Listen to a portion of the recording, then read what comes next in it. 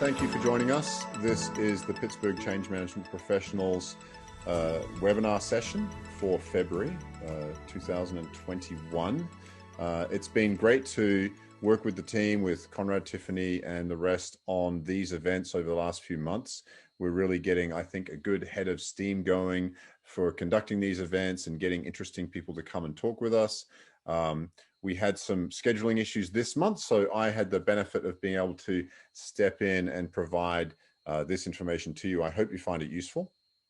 And did we get, Conrad, I don't know if we had an answer for next month, just to sort of pre-announce that. And if not, then we will announce that via the website and via the LinkedIn group if we don't have that. Yeah, I don't think so. There was talk of maybe Missy doing her piece, but she still needs to get the clear. Okay. We'll have to see, yeah. Okay. The other thing I will say is I am not in a sound booth production studio. I am in a place with 2 dogs and 3 children. So I apologize if we have any inadvertent noise in the background. There's probably not much I can do to mute. I see we have visitors, so the dogs like to get going with that. So we'll do the best we can. Hopefully you can hear me okay, and we will get rolling. First thing I'll do is I will make sure I share my screen, and then we'll talk a little bit about what we're hoping to do with this session.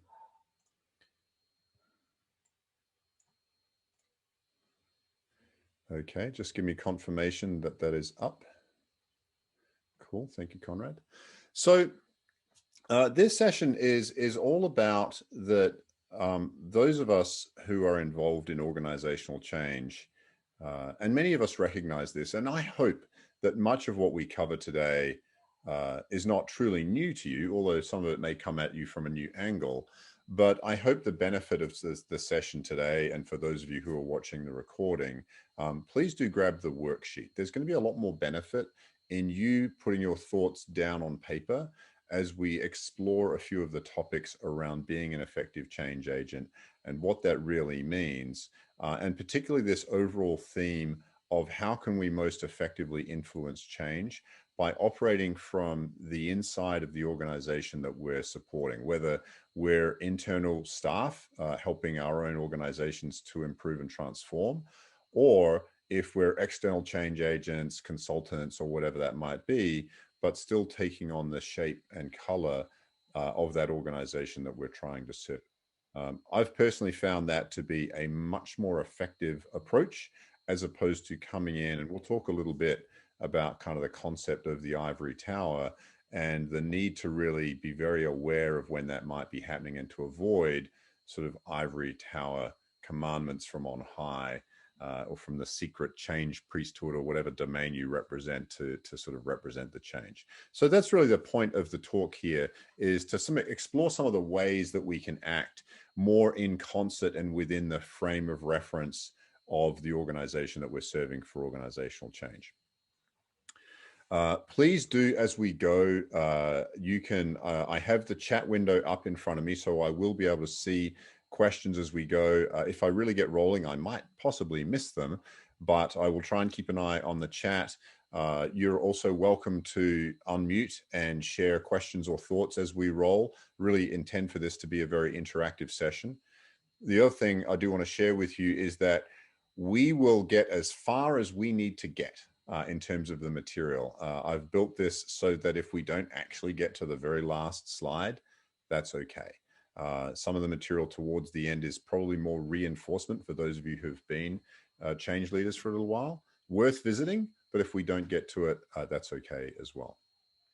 So with that, just a little bit of a brief introduction to me. I am a principal consultant with Leading Agile.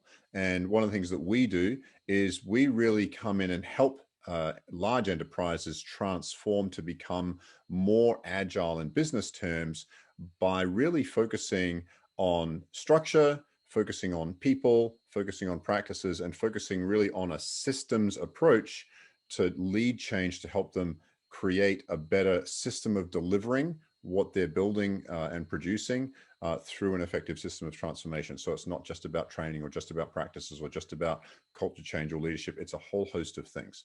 So that's what we do. And I'm also very happy to have been a member of the founding group that built this Pittsburgh Change Management professionals community, and looking forward to the future of that organization. I've had some great experience with my colleagues in Pittsburgh PMI as well. I've always enjoyed being a volunteer, so I'm looking forward to providing you this little bit of time and insight that I have, but I'm also hoping that we as a group here share some ideas and share what we think would work well in reality. So with that, a bit of a synopsis and some points to share with you here. So firstly, of course, and we know this, is being a change agent is not an easy job. Change itself, and we'll see this coming up shortly, is an inherently difficult thing. But as I mentioned earlier, sort of in the preamble, it's better if we can move towards a sense of the future within the context of, again, the organization we're trying to serve. So we're not trying to direct or tell or command, but we're looking to inspire and to bring people forwards on the journey, and ideally the right kinds of people. And we'll talk about that a little bit further as well. So again, harnessing desire rather than mandating tasks, making sure people are engaged. I've seen a number of cases where organizational change is done to people or to teams or to organizations, as opposed to embracing their energy and willingness to be part of the change. And where people don't feel that they're an active agent within the change that they're engaged in, it really doesn't go very far, and it certainly doesn't tend to stick. And I think a lot of us would be familiar with that. The talent triangle, I'll tell you about that note. I actually did provide much of this information at a Pittsburgh PMI talk late last year. And the talent triangle, it's worth us being mindful of as well, are the three aspects of how do we lead, both in terms of, what are the leadership practices that we need to be aware of? What are the characteristics of leadership that we need to be effective at? What are the technical practices that we need to be effective at and cognizant of? So, even things like technical practices of change management, for instance. And finally, what is the business perspective? What are the characteristics of business management that we should be anchored to and guiding our change efforts towards? So that's what the talent triangle is, in case you weren't familiar with that terminology. And then my last thing, as I said, is I really want to make sure that all of this material that we go through in the next 47 minutes or whatever is actually relevant to you today, and that you could actually do something with tomorrow. Not all the pieces, not all of the things that we talk about, but at least one, maybe two things that you take out of this and that you do something with. So that leads us to this next reminder. All right, I just asked you, please go get this worksheet. So the reason to get the worksheet is so that you can do these following things in the session. I'll ask you to identify what is your most pressing priority for leading or fostering change, as a change agent, as a change leader. Even if you're someone who's just learning about change management, I'll ask you to try and conceptualize what is a change, ideally some organizational change, that you are trying to either lead or that you're involved with, so that you'll have the opportunity then to work through some of the challenges that you're experiencing and think about them in different ways. And then, of course, to actually write down, true pencil or pen on paper, what will you do? This is between you and yourself. I'm not going to ask you for your answers. We won't share them out loud here. If you'd like to share an insight, you're more than welcome to. As we go through and you're starting to fill things in on the worksheet and you have an epiphany or anything you'd like to share or a question you'd like to ask, please feel free to. Okay. But the end result, as I have here on the bottom, is that my intent is to help lead you to a rapid positive impact on your own leadership of change, influence on your team, and influence with your stakeholders. Okay. So with that, let's go to the first quote that we have. One of my favorites from Machiavelli in The Prince. And this quote really brings to mind the essence of the challenge of change, that we must remember that and again, this is from The Prince, so this is not my words, but I tend to agree with them, that change itself is inherently difficult, in fact, perilous. And we need to keep that in mind as change agents and change leaders. We need to be careful about the territory that we're stepping into. We're disrupting the norm. We're disrupting the way that things are. So it's challenging and difficult and potentially dangerous to take the lead in a new order of things. And why is that? Well, you think about it, there are people in the current state today in the organization that are actually benefiting from the dysfunction that you're trying to eliminate, right? They're actually doing well because perhaps there's lack of transparency or there are some other factors in play that for them personally are actually working in their favor, right? Conversely, other people who may actually truly benefit from the future change, the reality of the future, they haven't experienced it yet. So they're not quite sure whether it's going to actually happen or be real. And so they may hold back. They may not lend their full weight and support for what you're trying to lead towards. So in essence, what that means is that you are going to struggle to find hugely positive, strong supporters and advocates for your change. And that is one of the most important things to try and do. So keep that in mind. And again, to bring us back to the theme of the whole story about being a chameleon, if you try to talk with those people, those constituents we just talked about, from your point of view, you're pretty unlikely to win them over. But if you can frame things from their point of view, you're going to be much more successful. And we'll talk about what that can look like. So a little bit of a brief review for anyone who may not be intimately familiar with what is OCM, or Organizational Change Management. Is a definition here. I think I pulled this from the Association of Change Management Professionals standard that was published a few years ago. So in this sense, it's holistic, right? So it encompasses a number of domains or frames of reference. It's iterative. It doesn't all happen at once. You don't achieve magical change overnight, but it does bring an organized approach to transition organizations and stakeholders from where they are today to an ideally improved future state. And that last piece about as quickly and painlessly as possible is important because it recognizes that it does take time, but you want to try and make it as quick as possible. There is also pain involved, and that's important to recognize that this is not free, it's not easy, it's not quick, and pain is involved. And we'll talk a bit about that further on a couple of slides away here. So some other things to think about are these characteristics on the second sentence is this integration with strategic planning. And as I mentioned before, about being aligned with business need, business imperatives. What is the organization overall trying to do, either to overcome or to achieve as a business organization? If you can anchor and can continue to support that mission, you're much more likely to be successful. You also have to, as it says at the end here, address the natural human challenges, some of those detractors that I talked about just a little earlier, and the lukewarm positive people also. So how can we better encompass their thoughts and feelings and beliefs about the change and work with them through the change? Okay. Now, before I go further, I've covered a few slides here. Does anyone have any thoughts to share or questions to ask before we proceed?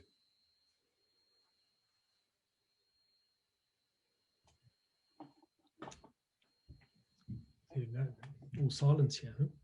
But what would you say if people go, oh, isn't that OCM things, comms and training? Yeah, that's great, Conrad. Thank you. What I would do, it's a good question, and yes, it does certainly involve communications and training. Those are two really important things. But to go back to this topic of being holistic, I guess as I mentioned earlier, like I sort of summarized a bit of the way we look at things in Leading Agile, and one of the reasons I'm a member of the Leading Agile organization is because there was a lot of synergy between the way I have operated in the past as an agent of change and a transformation leader and the system of approach that we have in Leading Agile. So yes, communications and training, there's just a lot more to it as well. The structure of the organization, roles, the way teams are formed, the way we set goals, the way we measure both progress of transformation as well as measure the impact of that in operational terms, and so on. So all of those things really come into play. The other thing I think it's probably worth recognizing is that it's fair to say that some of those domains that I just mentioned are not the primary domain of organizational change management, but they're relevant associated domains that need to be understood and managed within the context of an overall transformation. I guess the way I look at it is transformation work heavily depends on the central principles and practices of OCM, plus a lot of other stuff. But OCM is a pretty good wrapper to think about. That's how I look at it. So let's talk about the people side a little further, though. Let's talk about agents of change. So one of the things I did in the title of this talk is, if I can remember exactly, hero, right, was one of the words, a chameleon, agent of change, and you. So 3 of those are things I intend to be true, but one of them is a red herring, and I just did it for fun. Who would like to guess? And Conrad, you're not allowed to say because you already spoke up. What's the red herring in those things? Chameleon, you, hero, agent of change. Which one is the red herring here, and why? Who wants to have a crack at that?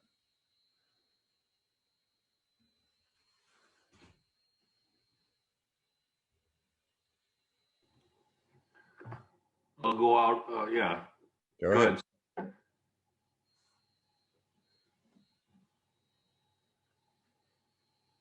Was that Jason? Yeah. So Stephanie said hero in the chat. Right. Yep. And Stephanie, that is the red herring. Okay. Now, so why is that? Of course I can give you my answer, but what do you think? Or let's say it a different way. Who is the hero of change? The change leader, the change agent? Yeah, definitely not the agent of change. Sorry, I had my dogs barking like crazy too. That's okay. So very familiar. But yeah, it's definitely not the change agent or the leader of change. Right, right. So who is it then? Is anyone the hero?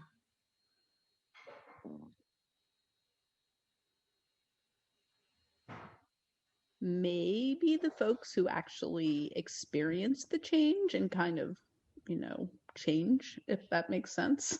Yep. No, that's exactly where I'm going. Thank you, Stephanie. So thank you for being brave and stepping in. I know it can be difficult on these webinars, especially with the dogs barking. But no, that's really where I'd like to take us, is that discussion of the real agents of change and not the specialists of change management. We are the guides and facilitators, the stewards, if you will. The real heroes are those people who are in the middle of it, who are trying to actually change their world. And as we said early, they need to be engaged. They need to embrace the characteristics of change. So very good. I did want to just play with that topic a little bit about being a change agent is really not about being a hero. And it's certainly natural. I've certainly been in this position where I have felt like I need to take charge, I need to lead, and I like to be appreciated for what I've contributed. So those are not bad things, but you're much more effective if the people that you're working with feel like they are the heroes of their change, because it's their world, they're changing it, they're feeling better. Another analogy, if you will, might be if you're a fitness coach and the people you're coaching are getting very fit and strong and healthy and happy, you're not the hero. They feel like they're the hero because they're the ones who are doing the work. So same sort of thing.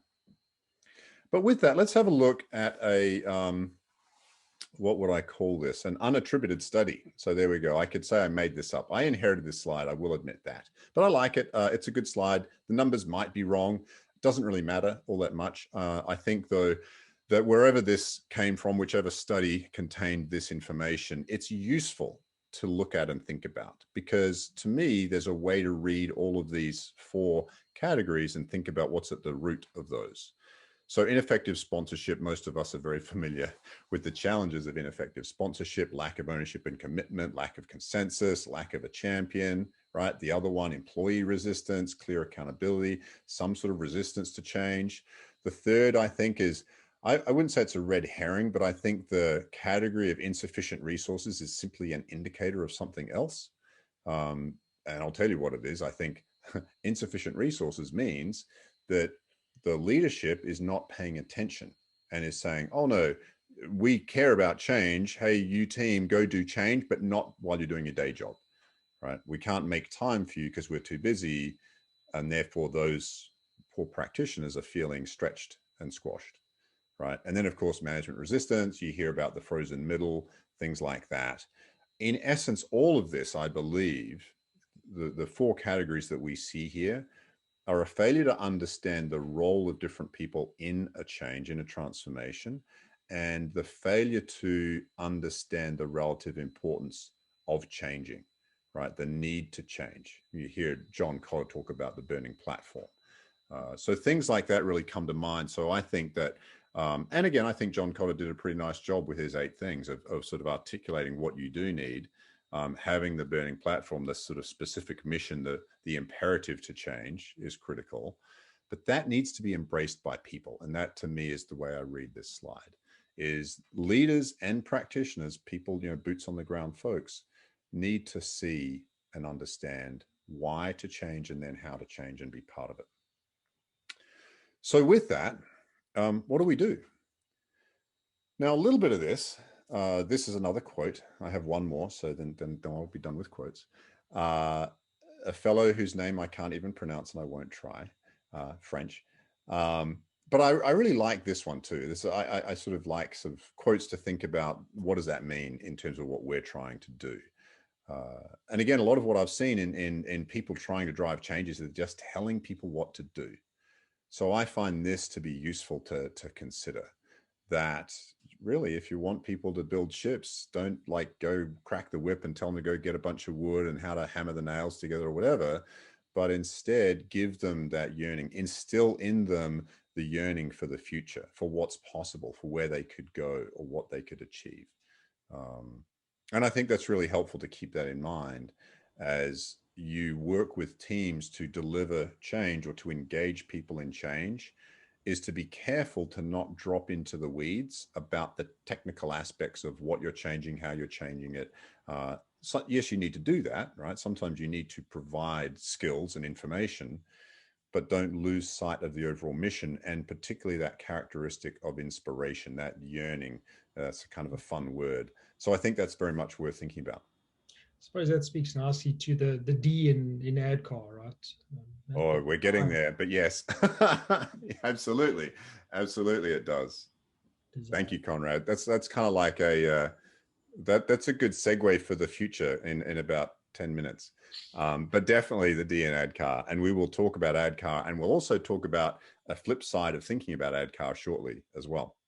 So the other one I like to bring to people's attention for consideration is this apparently urban myth of a newspaper ad for looking for men for the trans-polar expedition that Shackleton organized. They actually went in 1915, so it took a while to get them actually rolling, but they went. Now, as I say, I think this is an urban myth because people have striven hard to find real evidence that this was an ad, but there's general agreement that if it wasn't, the principle was out there in some form. Shackleton really looked to make sure that the people he brought with him on that journey, a journey to land on one edge of the Antarctic and track to the South Pole and keep going to the other side of the Antarctic, was going to be extremely difficult and hazardous and dangerous. And so he didn't want people coming along who were in it for the publicity or in it for any other reason other than to achieve that mission, right? To take on a very difficult task that no one had ever done. So again, I think it's a sort of an inspiring little snippet, pretend perhaps, we don't know, newspaper article. And for those of us who are change leaders, it's worth thinking about how do we qualify our change team particularly, because again, we're not the heroes.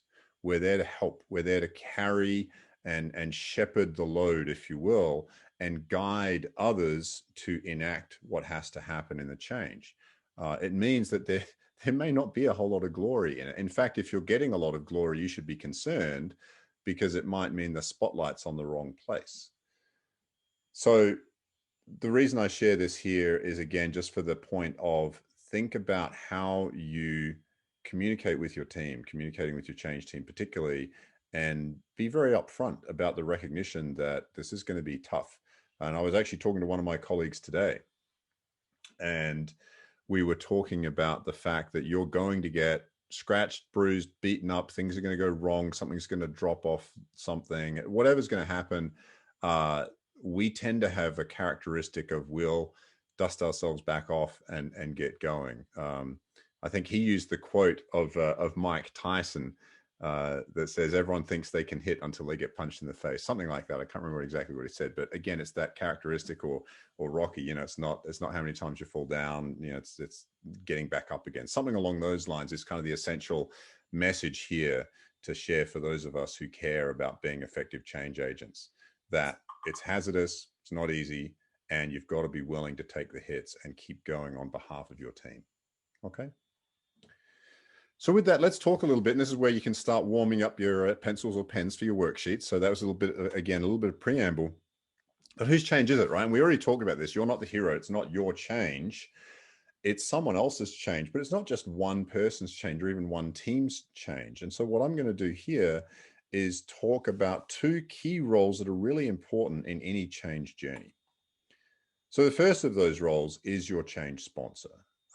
And again, if you look at Kotter's material on leading change, we talk about the guiding coalition. And you may have more than one sponsor effectively representing different parts of the organization. Maybe someone from finance, maybe someone from risk, maybe someone from IT, maybe many people from IT, depending on the type of change you're doing. But it truly is essential to have sponsors, to have them help you create the conditions for success for the change to occur, to create the space, to create the time, to communicate the need, to reinforce the business imperative nature of what you're doing. All of those things are characteristics of a good change sponsor. Now, on the other hand, you may find that your change sponsor is doing very few of those things, in which case you should be concerned and seek to address it as best you can. It's another challenging characteristic of being a change agent is sometimes you have limited influence, and we're going to talk about that next, of how can you increase your influence to help perhaps the sponsors be more effective as sponsors, or to look at our other role that we have here, the practitioners, those people who are really going to do the heavy lifting, because if they don't do the heavy lifting, the change is very unlikely to actually be a change. It's going to be, as I heard one person say, change theater. Right? It might look a bit like change, but in reality, there's not much that's actually going on. People aren't learning to do new things. They're not building new muscles to do the new kind of work that you're trying to help them do. Okay. So think about those roles. And that's where, as I said, the first thing I'd like you to do, see, I even printed my version of the sheet out, is at this point, I should have asked you to do a couple of things, which I didn't. So I apologize. On your one-page sheet, and I hope you have it. And if you don't, just grab a piece of paper. And maybe, you can look at the PDF. Hopefully you have the link. I know we have it in the, thank you, Dave, for the thing. I just see that there. Just take these notes. Okay. So first thing, and just, you can pencil in just a couple of words, not too much, is what is the nature of the change that you're currently engaged in? Now, if you're a professional change leader and involved in more than one initiative, just think about the one that you're thinking about the most, that concerns you the most important one. It could even be one from the past if you're not currently actively working on one particular change or transformation, something that you've done relatively recently, or again, that's been very important to you. Because by doing that, you're going to anchor your thoughts on specific people, specific challenges. And that's where you're going to use the sheet to just, again, pencil down some notes as we go. All right. So I'll give you half a minute to just write down the top row, which is about what's the current state, like what's the current environment that you're trying to change from? What are some brief characteristics about the future state you're trying to achieve? Kind of a sense of what does that look like? What's different about the future state? And then why? So that last box on the right-hand side is what are the beneficial differences? People are going to be able to go home and eat dinner with their families as a benefit, right? If they're working late, people are going to be more appreciated for what they contribute, more revenue for the company, customers are going to be more satisfied, whatever those beneficial characteristics are of the change you're working on. Then what I'd like you to do is just put in, you could do this by name of real people, or possibly by role. I would recommend do it by name. It's much better to anchor in reality. This is your reality. This is, again, your worksheet. It's private to you.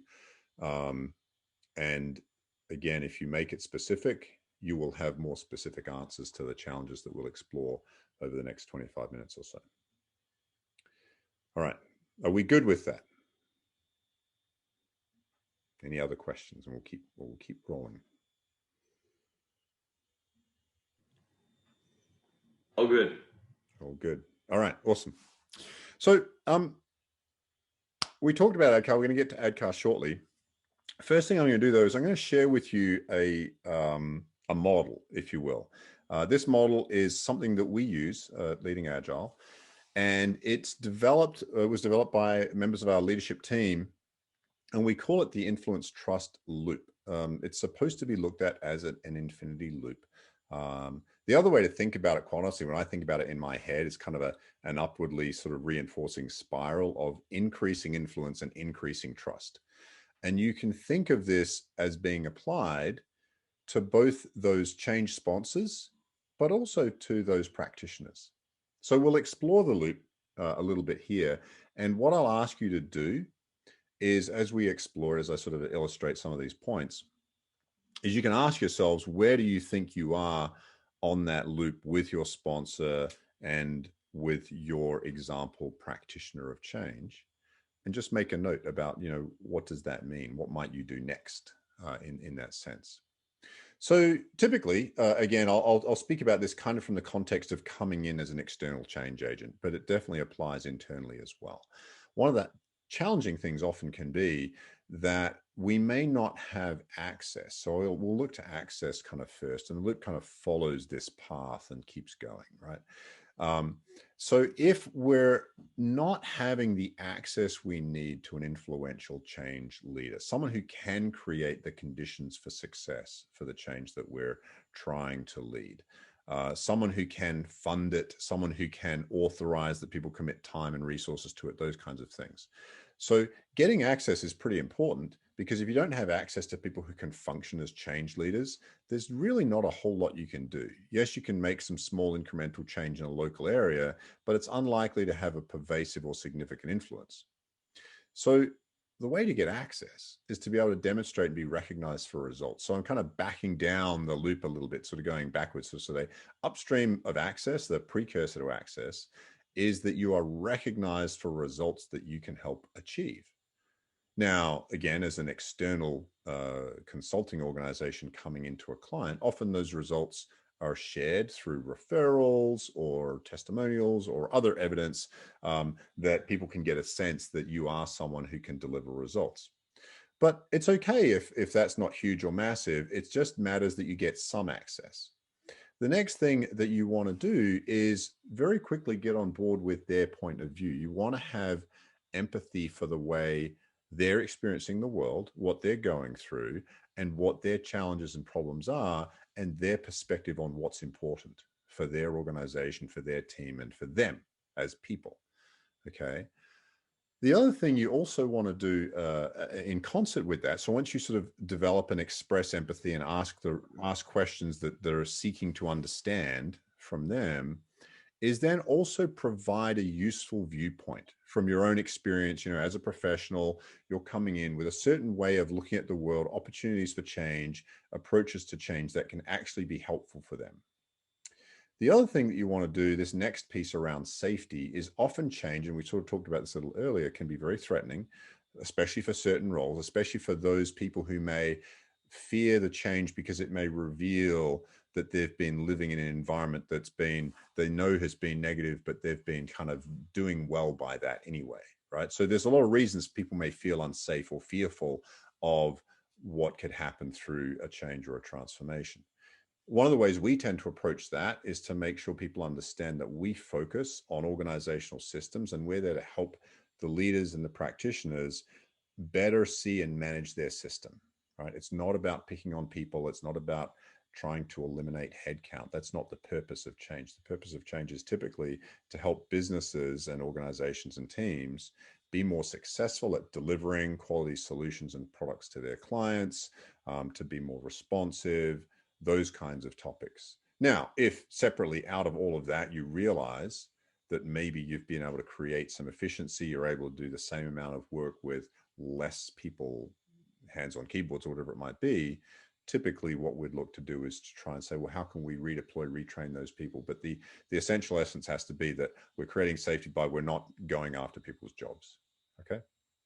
Now, if those conditions are met, and people can see that you care about their concerns, you've got access to talk to them, you care about and you understand their concerns, you have a viewpoint and approach that seems to be useful, right? You've sort of made some projections into the future of how you can help them, and you've shown them how you can keep them safe through the change. They will typically then provide to you some amount of agency. They may say, okay, fine, go ahead and maybe conduct a workshop or conduct a small pilot change or do something else. We'll give you some agency. And what we then need to do is to have integrity to follow up on what we promised by expressing our point of view.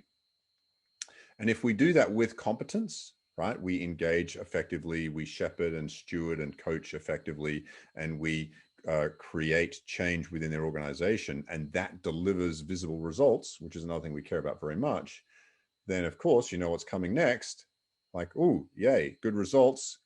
We'll give you more access. You can talk to us more, and you'll listen to us more and understand more of our problems deeper, longer term, whatever it might be. You'll express another viewpoint to take them further. You'll reaffirm safety. You'll get more agency to do more. So this trust influence loop we have found to be very useful to grow in a very positive and useful way with both leaders, but also, as I said, I sort of talked about the leadership more, but it works again with people who are in the midst of change and sort of people you're trying to help through change.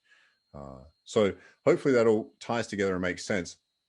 What I would ask you, as I said, is for those people that you've got on your sheet, think about it. What do you think you need to do? What conditions do you need to try and create?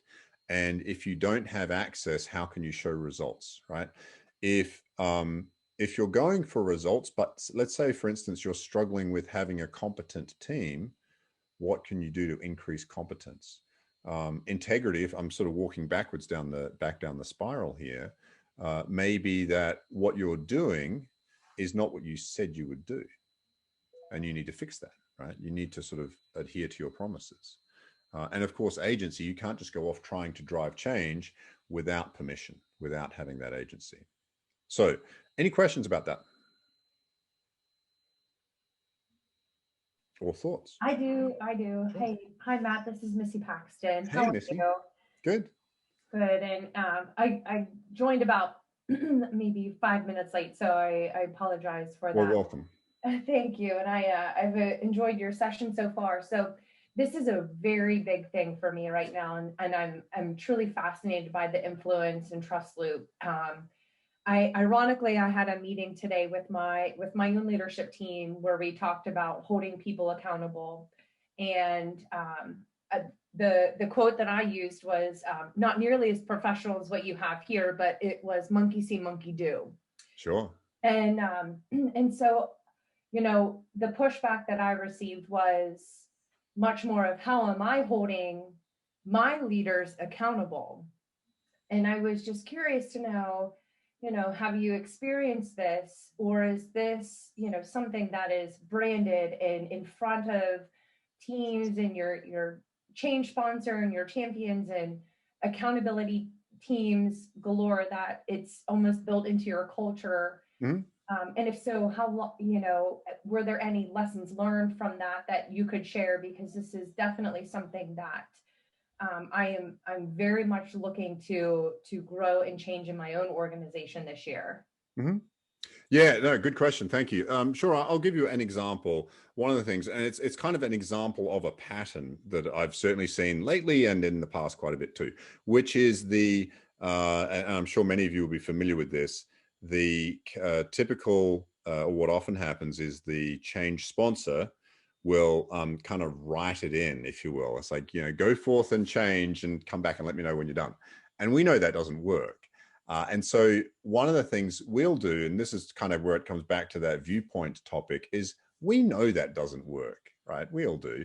And yet what often doesn't happen is that we fail to help hold them accountable for that, sort of writing it in, that kind of calling it in, if you will. And so we need to professionally and respectfully call that to their attention. And the way to do it, again, back to the safety topic, is not to say you are failing as a leader or as a change sponsor, because then they'll feel that you're threatening them. That's no good. But what we can do is say, in order for this to work, we have to make sure that we create conditions for the teams that are engaged in this change to be successful. And at the moment, those teams have no capacity. They're booked solid doing their day jobs, for instance. So, and they might say, well, yes, but they need to make time.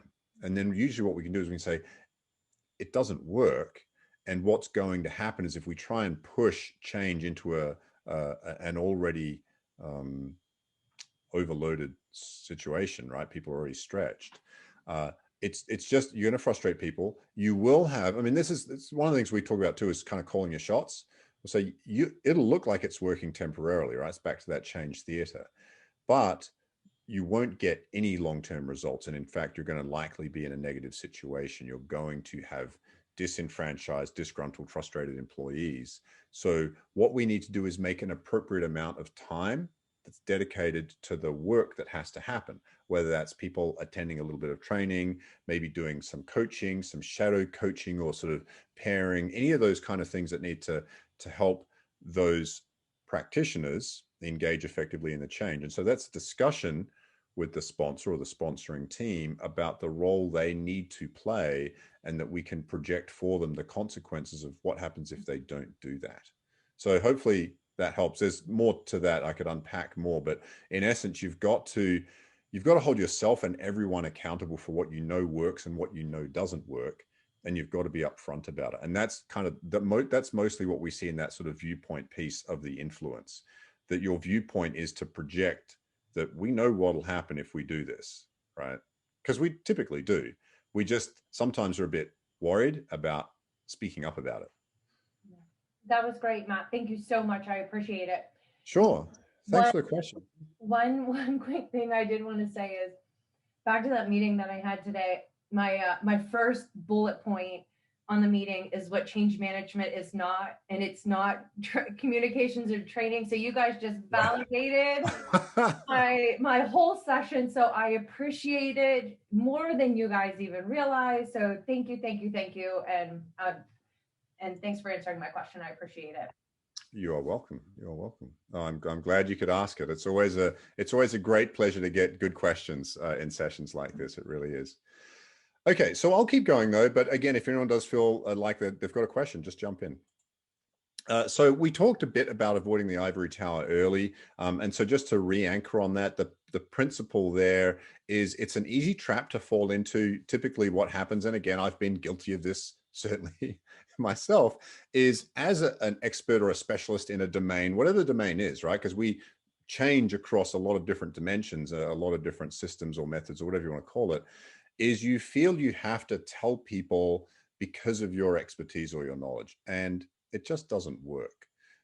What you have to do is you have to invite them in. You have to make them part of the journey. You kind of have to let them make mistakes, give them enough room to explore. But the balancing act is to do it through guidance. You don't want them to fall down, steep pits with spikes at the bottom.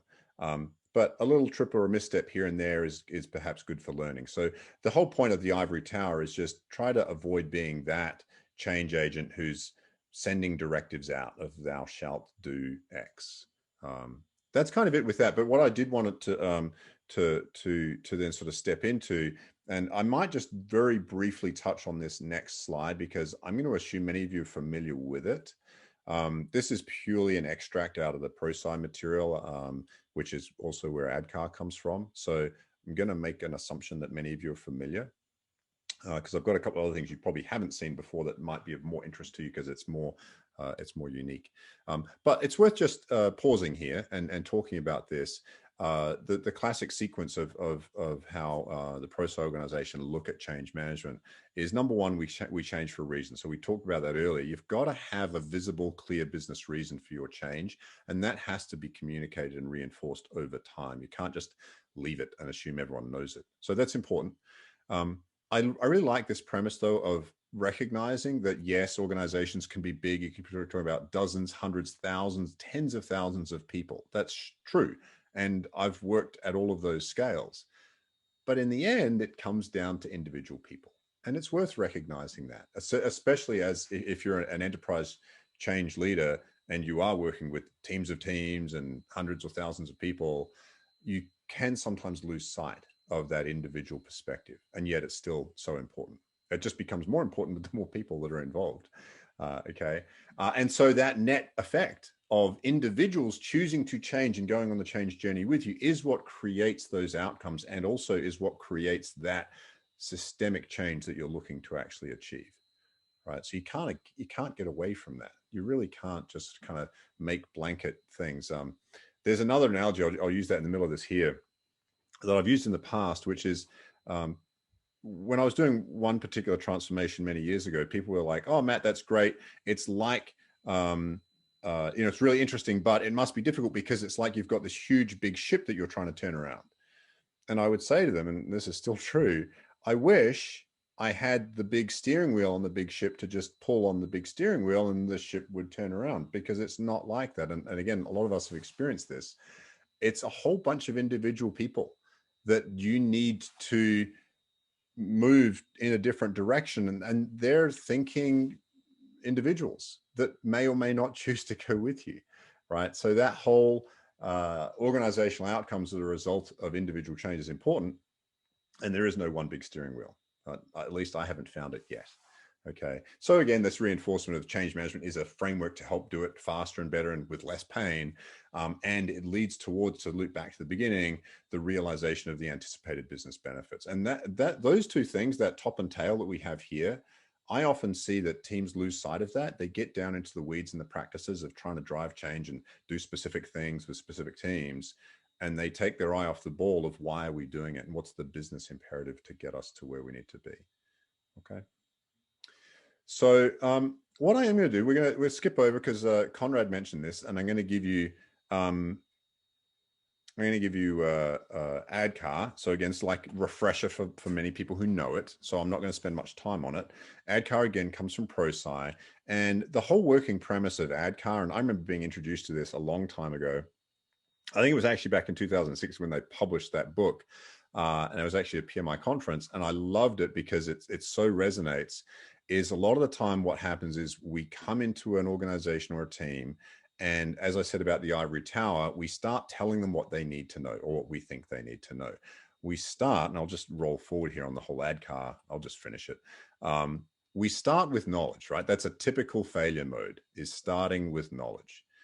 However, without connecting with people's awareness of this is a thing, and this thing is important, and I need to be aware of it, and this thing could impact me or will impact me, or, so awareness is really, and I may not be perfect on my expression of the ADKAR model, but awareness is just critically being knowledgeable about the change effort and its rationale, the sort of that this is an important thing that's happening that I should be aware of, and that involves me or affects me. Desire, to me, and where Conrad went with his question, to me is kind of the trick, is the leverage point, that if you can help instill desire or connect with desire by having people who are desiring that future state that you've helped to paint that picture for with them, they will seek knowledge. They will seek the skill and the ability to move in the direction that you need to go, right? So that's really the trick of the ADKAR model, is by helping people become aware, and then either creating desire or connecting with existing desire. Or, I mean, desire can be avoidance of pain. That's a reasonable thing to do. They will naturally seek the means to gain knowledge and skill to do the work to get to where they need to go. And then, of course, there's reinforcement in any situation, especially when you're trying to create systemic change. If you don't have a lot of different ways to reinforce that change, it's almost certainly going to backslide because of the many unseen, typically, factors that are in play in any organization that are the way an organization operates. It's very difficult to see and predict and manage all of those different interdependent factors that result in the way things are. And so you need to be very conscious and thoughtful about creating systemic reinforcement systems, communications, measurement, recognition, role changes, whatever it might be, to help the new state, the future state, actually take hold and last. But with that, as I said, I want to share with you a flip side of that, because you can think about it, the way I look at ADKAR, it's a good understandable model, kind of from the practitioner's perspective. You want the practitioner to have awareness, you want them to have desire, you want them to have knowledge and gain ability, and you want to reinforce the work that they are doing. So, okay, that's all fine, but then you can sort of ask the question of like, well, how do we do that? What are the approaches to help with these things? So we have an answer. Well, it's not a perfect fit, but it's a good, I think it's a good way to think about it. So this is another leading agile specialty that we call the PSTIR framework. So you can get used to saying PSTIR. I don't do the American accent so well, but so it probably doesn't come out so well for me. But the whole point of this is, again, it's a little bit of this recognition of not ivory towering a solution, and more taking on that chameleon cloak, if you will. And so the first part of PSTIR is to prepare. And it's sort of this awareness of what is the environment that you're going to step into. This works for us particularly well, of course, as being external consultants coming in and helping large enterprises, is we want to make sure that when we come forth with material or communications for consideration, it does already take on the shape of what that organization is, the things they care about. So preparation is a lot of that building awareness and empathy of the client situation, whether that, again, if you're talking one-on-one, you're talking about a specific stakeholder, such as a sponsor or a regular practitioner. That preparation, a lot of it is just having that development of understanding, very conscious and proactive development of understanding and being prepared to meet them on their terms. Okay. I'm kind of ignoring the bottom arrow because I'm assuming you kind of understand this. This is just a classic like change arc of sort of define what you want the future to be, execute your change or transformation work, and then institutionalize, right? And again, it reinforces what we see in ADKAR. But the next thing that we do is we very intentionally, before we start actually trying to implement or build anything, is to socialize the intent and nature of what it is that we're trying to do. Some of that comes back to what I said before about calling your shots and sort of having that viewpoint that we talked about in the trust influence loop. So socialization kind of comes into play here, where again, you're going to typically talk with your change sponsors, with your practitioners. Here's what's coming. What's the best way to approach this? How might we make sure people are appropriately involved? But socialization ideally is the method by which you can have those change sponsors and other people involved in the change actually truly be the agents of change. So again, you're the guide or the coach or the shepherd or the steward. You're not actually doing the change to them. You're helping them see how they can do the change for themselves and for their team. And so that's really where we go to tailoring, where again, you create, we'll often come in with different approaches, different templates, tools, training, other things like that. And we'll reshape that for language, for structure, for style, and so on. And even in terms of, how it actually works to, again, fit into the context of the organization. And you can certainly do it, even if you're an internal change agent, you can think about how to do that yourself. So, Missy, for you, like, this doesn't look like Missy's material. This looks like your organization's material and approach and fit, right? That's where tailoring comes in. Then you can go ahead and implement it and it won't feel foreign, right? And then finally, of course, reinforcement, and reinforcement in both cases for this and with ADKAR are basically the same thing. On the ADKAR side, it's like the people are being reinforced. On this side, it is the change team is helping to create conditions for reinforcing the future state. Okay. Questions about that? And again, I've been remiss in reminding you to fill out on your sheet your thoughts as we sort of cover each of these topics. Basically, again, what I'm looking to prompt you with is, what do you think you can do? Like, what are you taking out of these topics or slides that you can actually do something with? Make it real, put it into the context of your sponsor, your practitioners. Is there something here you can do around preparation or socialization or tailoring to, I mean, really implementation is kind of straightforward, but it's doing that homework up front that can help a lot in terms of making things flow much more effectively. So thoughts, questions about that?